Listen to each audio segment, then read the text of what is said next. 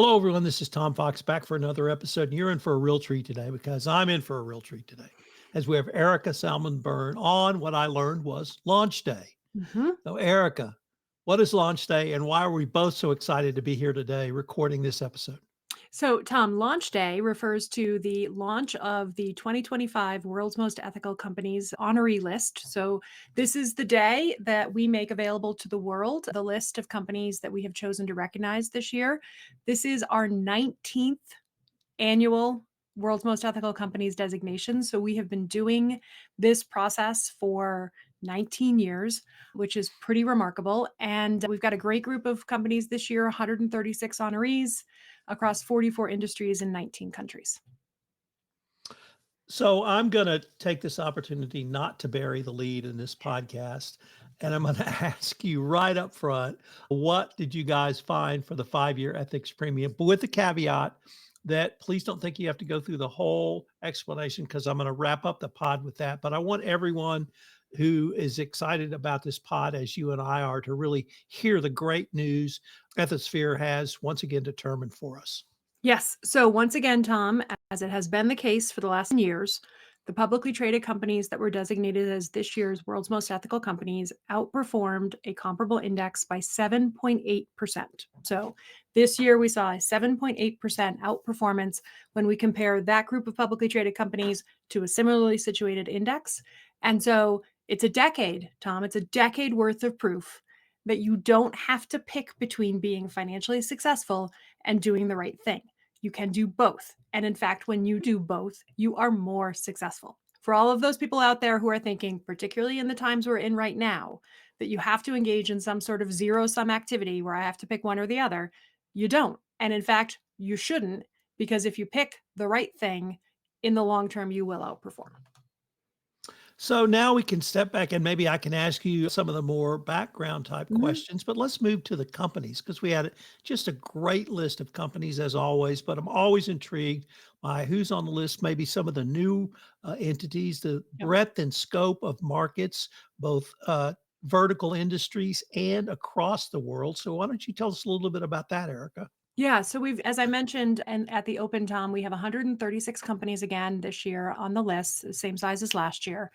19 countries represented, so truly global organizations operating in all kinds of interesting places across 44 industries. Pretty much everything from healthcare, life sciences, industrial manufacturing, IT consulting, you name it, you're going to see somebody on the list represented in that capacity. And we had 11 companies that were recognized this year for the first time. And so it's always fun to me to be able to be in a position to recognize companies for the first time because it's often a situation where this has been something that their teams have been working towards for years. One of the things, Tom, that I think longtime listeners of your podcast know well, but maybe not everyone is as cognizant of as I am, is the sheer amount of work that goes into applying. It's a real lift. And it was so fascinating to me because I had a chance last year, Tom, to speak to a kind of a mixed audience of folks. The Workday team, which is a 5-year honoree, invited me to come to Workday Rising and talk a little bit about the WME designation. So this is an audience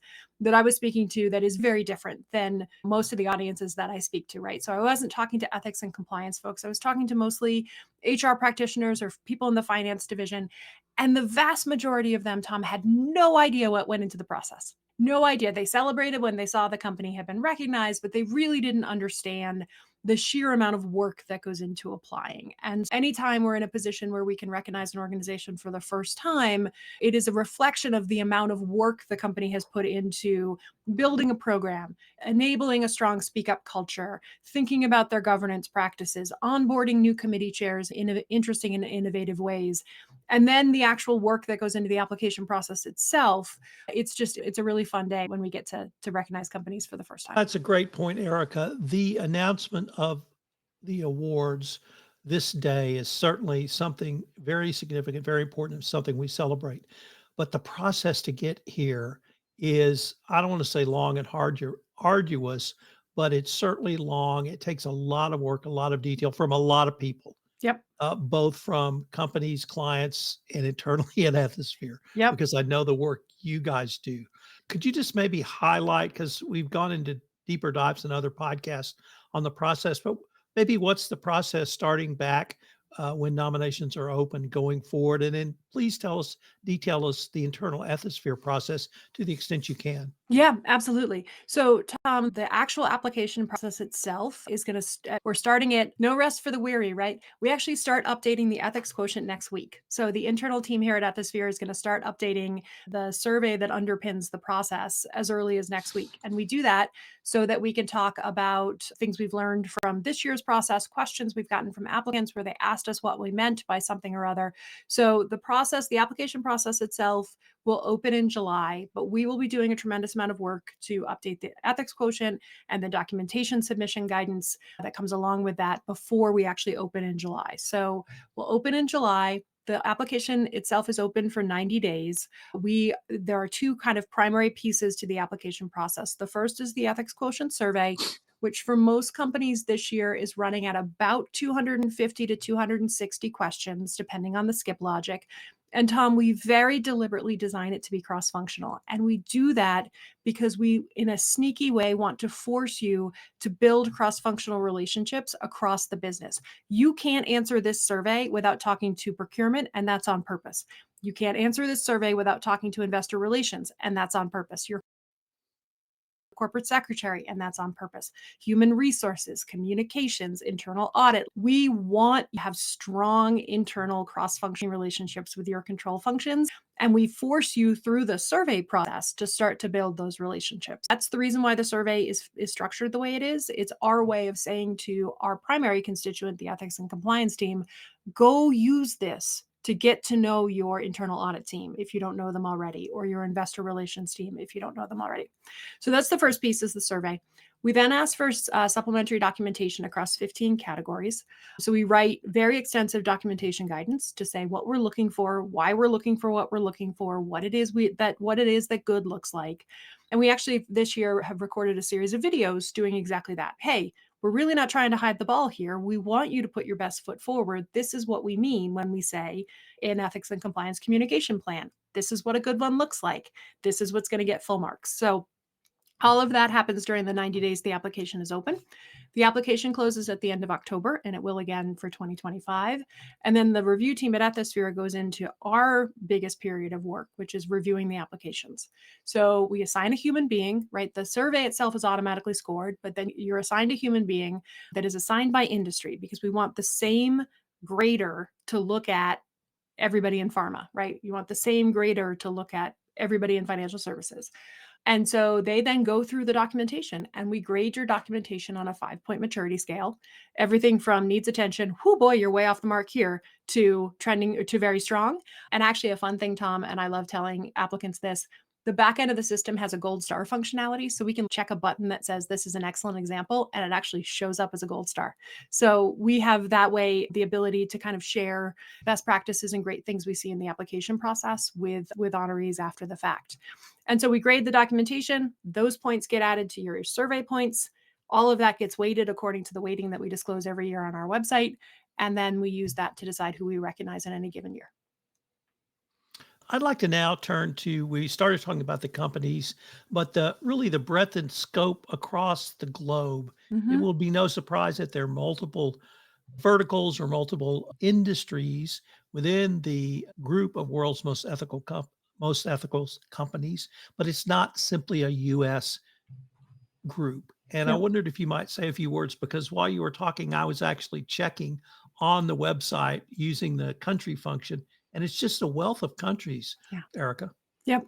Yeah, it is, Tom. And to me, that's really a reflection of the fact that the ecosystem of doing business with integrity, this concept of business ethics, it's not an American concept. When you and I started in this field, Tom, longer ago than either one of us is going to ever admit, I had a lot of people that I was talking to overseas who would say this whole concept is just American hegemony, right? Like you guys are coming in and forcing your way of doing business on us. And I think the fact that you see this global dispersion and this representation in this year's list is truly a reflection of the fact that the business community as a whole, in this time and place in particular, has internalized the reality that none of us operate in a vacuum. And you have to take into consideration your intangible assets when you are doing business around the globe. And by that, your reputation, your brand, your people, your intellectual property. Tom's 80 to 85% of the average company's value today is intangible assets. And doing business the right way, doing business with integrity, being a trusted partner, that's a piece of that intangible asset. And there is no one specific way to protect that. It's something we all have to be interested in. And I think you see that reflected in this year's list and just the international nature of interest in guiding employees to make decisions based on our purpose, our mission, our vision, and our values. Before I get to the ethics premium, I want to ask you about an upcoming Ethisphere event where you're really going to celebrate this, honor it, and frankly, much more. Yeah. Could you tell us about the Global Ethics Summit? Or give us a few words, and we'll link to it, of course, in the show notes as well. Thank you for that, Tom. Yeah, the Global Ethics Summit is something we do every year. And as part of that, we share a lot of data that we learn from the world's most ethical companies process. So any of your listeners that are curious, what did we learn this year? So for example, Tom, this year we have a bunch more questions about thinking about the ethics fit of a potential acquisition target. So we added to our questions around mergers and acquisitions this year. But if you think about so we have a lot of data and we tend to share that at the Global Ethics Summit. So this year's Global Ethics Summit is in Atlanta again. It's in early April. And we are going to have a wide variety of different conversations. We have a great track going where we're talking about the partnership, for example, between ethics and compliance and human resources. I have kind of a milestone moment. I'm going to get to have a chat with Larry Thompson, who has written a wonderful book, Quiet Counsel. If you haven't had a chance to take a listen to it, Larry's going to come and share his perspective on his extraordinary career with the community. We have panels on risk and panels on AI and panels on strong cultures and empowering your managers, kind of a whole gamut of things that our community wants to talk about. And we're going to be continuously sharing WME data as part of that as well. Now let's turn to the ethics premium. And I'm Yes. going to try and see if I can actually get it up on the screen. And if you can't, Tom, anybody who's looking for it can go to worldsmostethicalcompanies.com where they can see the graph. Okay. There it is. There it is. Yep. There's so much information on here, and I just really want to spend a few minutes taking a deep dive into this. Obviously, 2020 is the most interesting because we had the most unique event, certainly in our lifetime, Yep. that year. So 2020, the reason I point that out is in many ways it serves as a baseline. Mm-hmm. We were in a completely different business world in 2020 because of the pandemic. For the first half of the year, we weren't sure where we were going. And then as we came out of it, we picked up a little bit again. But could you start maybe with 2020 and tell us what you see on this graph and then just the incredible growth from 2024 to 2025?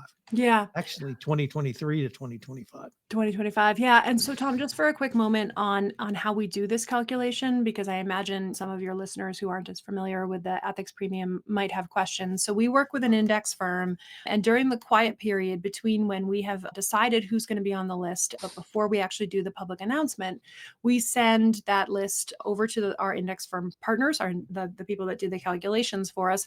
They pull out all of the publicly traded companies on the list. They put them in a bucket. They weight each company. So no one company is worth more than 8% of the index. They then look for the best comparable index to compare it to based on industry representation, global reach, size, revenue, all of those kinds of characteristics. And then they do the 5-year look back calculation. So this is a backward looking exercise from the time period when we sent over the list to the group that we work with. And I think the thing that stands out to me, Tom, is the fact that if you look at this graph, if you dig into the underlying numbers, everyone went down in 2020 without question, right? How could you not? It was such a remarkable moment in all of our lives and included so much change. But then you saw, and you'll see the same thing, by the way, if you guys go back and look at the 2024 ethics premium, you see the same sort of recovery period. These companies recovered faster. And part of the reason why I think they recovered faster is because of the kinds of practices that wind up putting a company on the list. So if you think about speak up culture, for example, how much more important does it become in a globally dispersed, constantly changing business ecosystem? How much more important does it become that your employees are comfortable asking a question, that your employees are comfortable asking for help, that your employees are willing to go to their manager and say, hey, this thing doesn't make sense, or I've got this issue, or oops, I think I clicked on something I shouldn't have. A speak up culture, Tom, does not end with an ethics and compliance issue. A speak up culture is one where you are comfortable talking about a client idea, where you're comfortable talking about a new product concept, where you're comfortable saying, so and so asked me to share my password and I don't think it's okay, or hey, I can't get to this system anymore, so I can't do my job. And those kinds of cultures, that's 20% of the world's most ethical companies process, is looking at how do you know if you have a culture where your people are comfortable raising their hand. And so I think what you see here is you see that in these numbers. We know from the research that psychologically safe organizations, teams where people feel okay raising their hand, they outperform. That's what the academic research shows us. And that, I think, is a big piece of what shows up in these numbers. As we move forward through the years, we keep that same difference between the companies with the ethical premium and the global market all cap. At some point over the last year, it actually was dramatically different. Any insights around that? Yeah, I think if you think about the labor market, Tom, in the sort of coming out of 2023, moving into 2024, think about how hard it was to hire. I don't know if you tried to hire during that time period, but it was hard to hire. We saw a low unemployment rate. We saw a lot of organizations struggling to find or retain good people. And if you think about how expensive it is to lose a person, to fill a hole, to lose a manager, right? I've seen some estimates from some folks in the HR space that it's 3 to 5x the person's salary in terms of cost to replace them. And so think about that, right? Think about what it takes to hold on to your people. Think about what it takes to recruit people who have options. If I'm a highly sought after employee, am I looking for a place where I feel like I can make a difference and my personal values match the values of the organization? Increasingly, particularly for the youngest employee base, that is the case. And so, if we are going to be attracting the best people, if we are going to be elevating ourselves as a place where you can come and succeed and do your best work, we are going to see that show up in the numbers of the organization. We're going to see that show up because we are keeping people in seat and productive and engaged. So I think that's a big piece of it. Is talent is a big piece of your intangible assets. And if you are protecting and enabling your people, that's going to show up in the bottom line performance of your organization.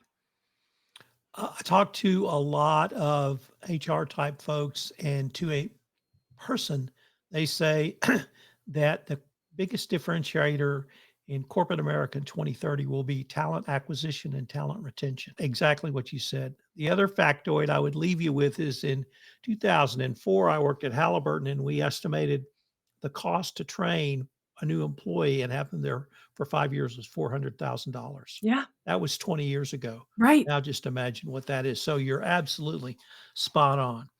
At this point, Erica, I think really we're probably at the end Mhm. for what I wanted to talk about. Was there anything else you wanted to get to that I haven't asked you about?